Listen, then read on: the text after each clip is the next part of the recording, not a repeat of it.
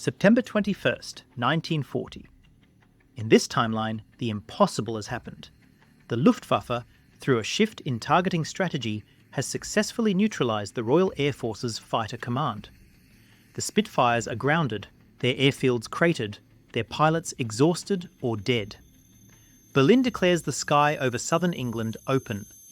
Adolf Hitler issues Directive No. 16, giving the final go-ahead for Operation Sea Lion, the amphibious invasion of Great Britain.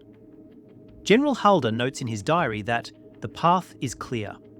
The world holds its breath, expecting the swastika to fly over Parliament within the month. But history is not decided by morale, or political will, or even air superiority. It is decided by physics. And on the morning of September 22nd, as the German invasion fleet pushes off from the French coast, they are not marching into a military victory. They are marching into a hydrodynamic equation they cannot solve. To understand why the invasion fails, we must ignore the generals and look at the hulls. Germany possessed no purpose-built landing craft. There were no Higgins boats, no LSTs. Instead, the Kriegsmarine requisitioned 2,400 inland river barges from the Rhine and the Scheldt. These were the Type A prams. Length 38 metres, beam 5 metres. Designed strictly for the flat, calm waters of European canals. To prepare them for the open ocean, German engineers cut bow doors into the steel and poured concrete into the floors to support the weight of tanks. This modification added mass, driving the hull deeper into the water. A standard Type A barge, loaded with a Panzer III or infantry, had a residual freeboard, the distance from the waterline to the deck edge, of approximately 60 centimetres. 2 feet. That is the margin of error for the entire invasion force. 2 feet of steel separating the Wehrmacht from the bottom of the channel. The English Channel is not a river. It is a tidal seaway subject to the complex interaction of Atlantic swells and North Sea currents. Meteorological data from the Channel Swimming Association and Admiralty charts for September indicates an average significant wave height of 1.2 to 1.8 metres, 4 to 6 feet, in moderate conditions. This creates an immediate physical contradiction. You are attempting to push a vessel with 0.6 metres of freeboard into a wave environment averaging 1.5 metres. In simpler terms, even in calm weather, Sea State 3, the waves are physically taller than the side of the boat. The German plan relied on the assumption of a flat calm, a meteorological anomaly that rarely lasts more than 6 hours in the autumn channel. They needed 3 days. The math was broken before the first engine started. The operational plan, STAG, called for a landing on the broad front from Folkestone to Brighton. To achieve this, the German Navy had to tow these barges. Only a fraction had engines, and those that did, the Type AF, could barely make 6 knots in still water. The majority were dumb barges, requiring tugs. This creates a convoy kinematic problem. A tug towing 2 heavily laden barges operates at a speed of roughly 3 to 4 knots. The crossing distance is between 60 and 90 nautical miles. Do the time distance calculation. A 70-mile crossing at 4 knots takes 17.5 hours. This means the invasion fleet must spend an entire day and part of a night exposed in the open water. They cannot sprint across, they must crawl. We must also analyse the towing mechanics. In the calm Rhine, a tug can control a train of barges easily. In the chopping swell of the channel, the tow cables act as whips. As the tug surges down a wave trough, the cable goes slack. As it climbs the next crest, the cable snaps tight. This snatch load puts thousands of pounds of instantaneous force on the bollards and cleats of the river barges. Cleats designed for gentle canal mooring, not oceanic towing. If a cable snaps at night, the barge is adrift, unpowered, and silent. If the barge broaches, turns sideways to the waves, it capsizes instantly due to the high centre of gravity caused by the tanks on deck. This is the fleet Germany is launching. Slow, fragile, and mechanically self-destructive. Let us look at the defenders. The German plan assumes the Luftwaffe keeps the Royal Navy at bay. This is a fundamental misunderstanding of naval warfare. Ships are hard targets. In 1940, hitting a manoeuvring destroyer with a dumb bomb from 10,000 feet was statistically improbable. Dive bombers were effective, but the Stuka squadrons had taken massive attrition during the Battle of Britain. More importantly, the Luftwaffe cannot operate at night. The Royal Navy can. The British Home Fleet at Scapa Flow held the heavy battleships, but the immediate threat was the local commands: Portsmouth, Plymouth, the Nore and Humber. These commands held over 60 destroyers and cruisers within a 4-hour steam of the invasion lanes. These ships were not just combatants, they were hydrodynamic weapons. A Tribal-class destroyer, displacing 2,500 tons and moving at 30 knots, generates a wake wave nearly 2 meters high. We will return to that physics later. The logistics of departure were a nightmare scenario. The French Channel ports, Calais, Boulogne, Dunkirk, had been heavily damaged during the fighting in May and June. Their capacity to handle cargo was reduced by 60 to 70%. Into these ruined harbours, the Germans crammed thousands of barges. The density was so high that if a single ammunition barge were hit by RAF Bomber Command, which was still active at night, the sympathetic detonation would clear the basin. Furthermore, loading a 20-ton Panzer III onto a river barge required specialised cranes or makeshift ramps. It took hours to load a single company. The schedule for Este required a synchronisation of tides and loading times that professional logisticians consider fantasy. But for the sake of this analysis, we will grant them a miracle. We will assume they load. We will assume they depart. A specific note on the cargo: tanks. The Panzer III and IV were not lashed down with ocean-going chains. They were often chocked with timber wedges on a concrete false floor. Friction is the only thing holding them in place. If the barge rolls more than 15 degrees, common in a sea state 4, the static friction is overcome. A sliding 20-ton tank inside a thin-skinned river barge acts like a wrecking ball. It will punch through the hull plating or shift the centre of gravity so violently that the vessel turtles. The Wehrmacht troops were accustomed to the solid ground of Europe. They were not Marines. They were infantrymen, sitting in the dark, in unventilated iron boxes, smelling diesel fumes and vomit, floating on eggshells. The operational timeline. The invasion was set for late September because that was the last window before the autumn gales made the channel impassable until May. This forced the Germans to go, ready or not. The Kriegsmarine had attempted to lay defensive minefields to flank the crossing corridor, creating a corridor of safety. However, the Royal Navy had been countermining these areas nightly. The intelligence picture was murky. Admiral Raeder, head of the Kriegsmarine, knew the operation was suicidal. He wrote memos emphasizing the risks. Hitler, looking at maps in the Berghof, saw distances in centimeters. He did not see the currents. The order is given. The date is set. The machinery of the Third Reich begins to turn toward the water. This concludes the setup. We have defined the variables: the unseaworthy Type A barges with 0.6 meters freeboard, the 4-knot convoy speed, the 17-hour exposure time, the hostile 1.5 meter wave height, the proximity of 60-plus Royal Navy destroyers. We will now run the simulation. We will break the invasion down hour by hour, applying these physical constraints to the narrative. We are not rewriting history. We are calculating the collision. STAG begins now. Phase A, the embarkation. It is dusk, September 21st. The tides are favourable for a morning beaching, which means the fleet must depart tonight to cross in the darkness. The chaos in the ports of Boulogne and Calais is absolute. Regimental diaries from the waiting units describe a lack of coordination between the Wehrmacht officers and the Kriegsmarine boat captains. The soldiers are loaded onto the barges. Immediate problem: overloading. Infantry commanders, fearing they won't be resupplied, order extra ammunition crates and rations aboard. The barge captains protest.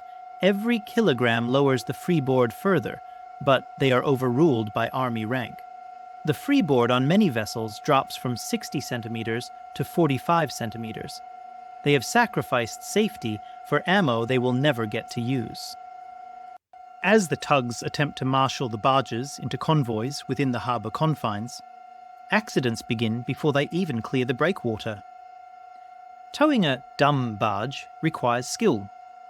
Towing 3 in a line requires expertise. Towing 3 in a line while hundreds of other vessels are doing the same in a blacked-out harbour is a statistical impossibility without collisions. Barges drift into harbour walls. Propellers get fouled on loose cables. At least 5% of the invasion force is effectively disabled simply trying to leave the parking lot. The delay ripples through the schedule. Instead of a unified wave, the fleet exits as a disjointed stream, extending the convoy length by miles. The noise signature. 2,000 diesel engines and tugs churning the water create an acoustic footprint detectable from Dover. While the Germans maintain radio silence, the sheer physical vibration of the fleet acts as a beacon. Across the Channel, British coastal radar stations, Chain Home and Chain Home Low, pick up the anomalies. Not aircraft this time, but surface clutter. Massive, slow-moving blobs leaving the French coast. The signal is passed to the Admiralty. The code word, Cromwell, invasion imminent, is flashed to the home fleet and the Southern Command. The element of surprise is lost the moment the engines start. In Portsmouth, Plymouth and Harwich, the boilers of the Royal Navy destroyers are flashed up. It takes approximately 2 to 4 hours for a steam turbine warship to reach full pressure from a standby state. By midnight, just as the German rearguard is leaving Calais, the British destroyer flotillas are slipping their moorings. They are not rushing. They know the math. They know the German top speed is 4 knots. The British destroyers can make 32 knots. They have time to flank the invasion corridor, get up sun or up moon, and choose their moment. The trap is set not by cunning, but by the relentless disparity in horsepower. Back on the barges, the psychological deterioration begins. The channel is choppy, a sea state 3 pushing to 4 as they leave the shelter of the coast. The flat-bottomed river barges have a metacentric height that creates a snappy, jerky roll period. It is vomit-inducing. Within 60 minutes, 80% of the embarked infantry are seasick. This is a tactical factor. A seasick soldier is dehydrated, disoriented, and demoralised. His combat effectiveness drops by half. The tank crews inside the vehicles are worse off. The fumes and the motion in the enclosed steel hulls render many unconscious. They are taking casualties from the ocean before seeing a single British soldier. Phase B. The transit. It is now 0300 hours. The invasion fleet is in the middle of the channel. The wind has picked up to force 4. Wave heights are reaching 1.5 to 2 metres. We now see the barge problem manifest in reality. The lead tugs are pitching violently. The tow cables are snapping.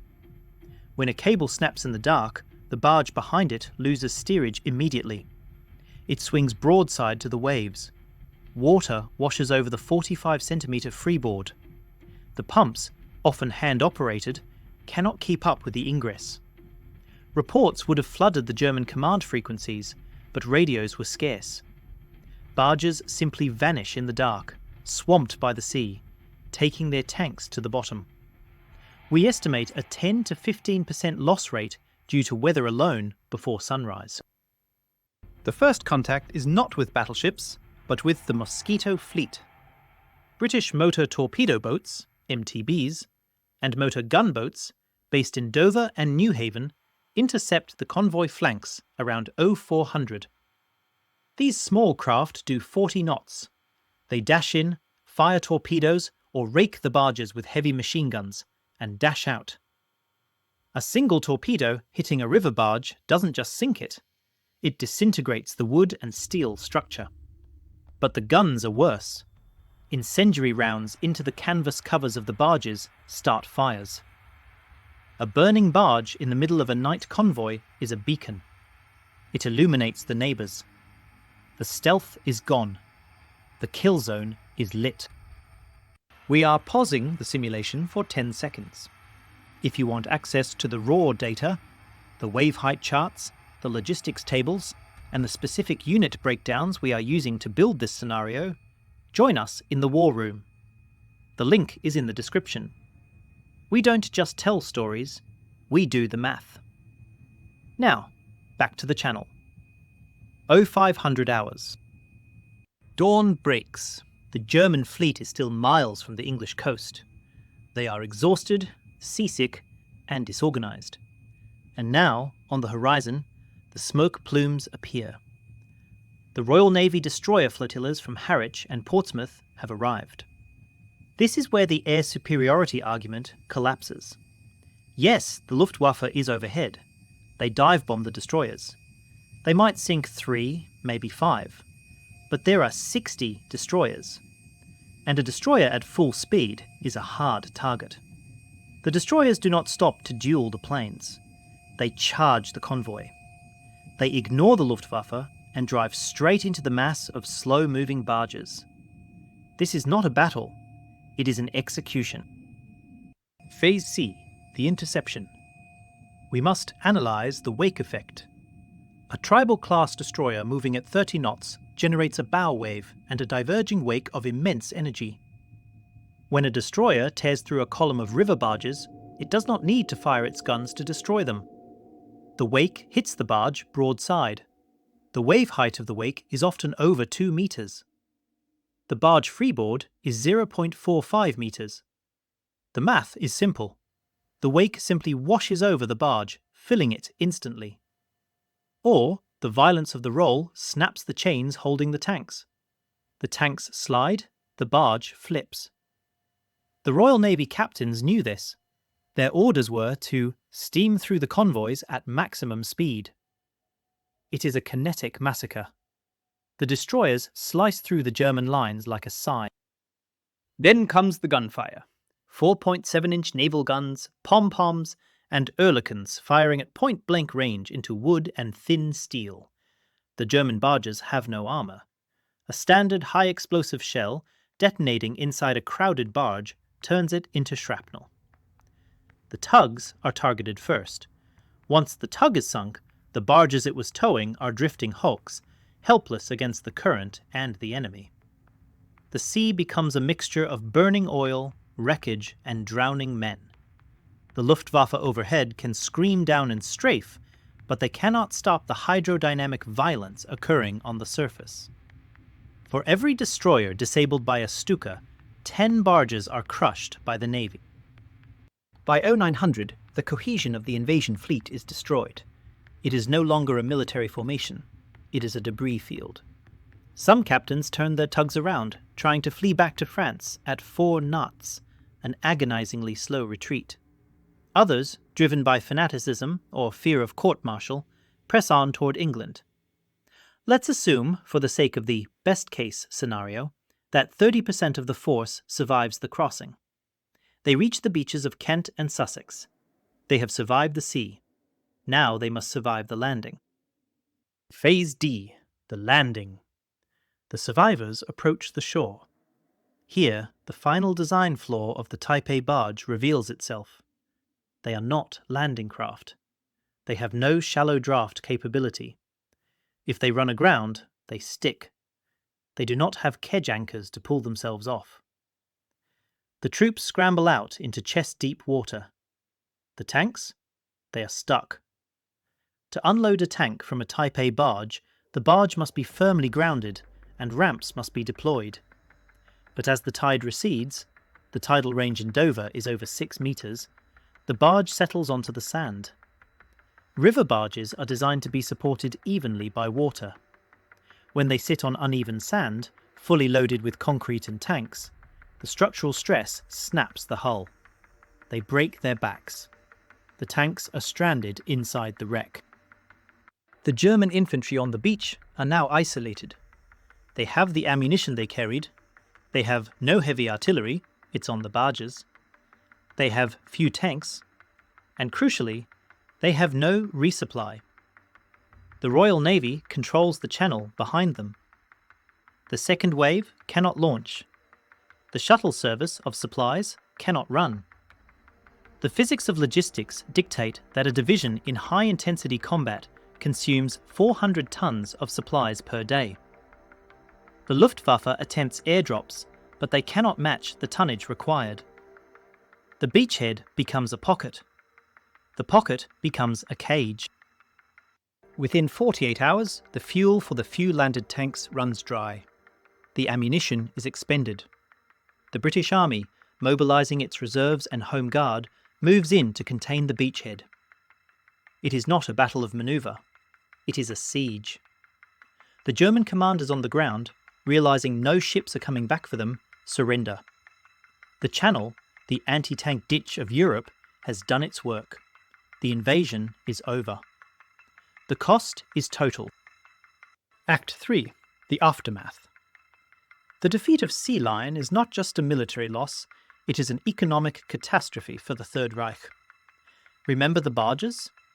Those 2,400 barges were the lifeblood of the German economy. They carried coal from the Ruhr, steel to the factories, grain to the cities. Germany's rail network was already overstretched. By sacrificing the inland fleet in the Channel, Hitler has severed his own industrial arteries. In the winter of 1940-41, the German economy contracts. Coal shortages freeze the cities. Steel production drops by 20%. The Wehrmacht has lost not only 10 elite divisions on the beaches of England, but also the logistical capacity to move supplies for the upcoming invasion of Russia. Geopolitically, the spell is broken. The myth of German invincibility, sustained since 1939, is shattered not by a stalemate in the air, but by a total disaster at sea. The United States, seeing that Britain has not only survived but destroyed a German army, accelerates Lend-Lease. Stalin, watching from Moscow, notes the German weakness. Operation Barbarossa, when it comes, is launched by a Wehrmacht that is lighter, poorer, and missing its best junior officers who drowned in the Channel. The timeline of the war shifts. The end of the Third Reich is accelerated by 2 years. The failure of Operation Sea Lion was not a result of bad luck. It was a result of bad math. It was the attempt to force a solution that physics did not allow. The Germans tried to substitute willpower for buoyancy. They tried to substitute ideology for displacement. But the ocean is apolitical. It does not care about your flag. It only cares about your freeboard. This brings us to today. The physics of amphibious invasion have not changed. The missiles are faster, the ships are better, but the water is just as hard. When we look at modern flashpoints, specifically the Taiwan Strait, we see the same variables. A 100-mile crossing, difficult weather windows, the massive logistical requirement to sustain a landing force. The temptation for leaders to believe that air superiority or missile barrages can solve the hull problem. History warns us otherwise. The lesson of 1940 is that logistics is the hard limit of ambition. If you want to understand the future of warfare, stop looking at the rhetoric and start looking at the transport capacity. Count the hulls, measure the waves, do the math. Because if you don't, the ocean will do it for you. For more deep systemic analysis of history's hardest problems, subscribe. We'll see you in the next simulation.